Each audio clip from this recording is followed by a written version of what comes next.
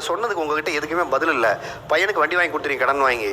ஏற்ற தாழ்வு வெளி உலகத்தில் இருக்கலாம், சொந்த வீட்டுல இருக்க கூடாது. இத முதல்ல பெற்றோர்கள் வந்து என்னன்னா அவங்களுக்கு அந்த ஒரு ஈகோ வந்து பொம்பளை பிள்ளைங்களுக்கு நிறையவே இருக்குங்க சார். எய்த்து பேசுறேன்னு தப்பா நினைச்சுக்காதீங்க.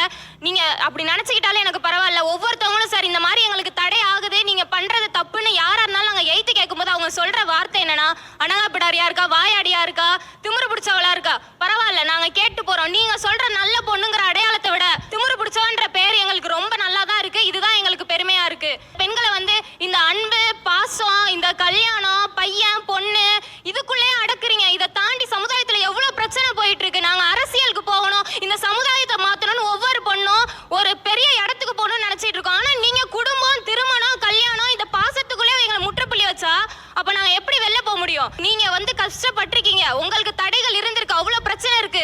அதை சரி பண்ணி அடுத்த தலைமுறைக்கு கொண்டு போவீங்களா? உங்க பிள்ளைங்களுக்கு சரி பண்ணி கொடுப்பீங்களா? இல்ல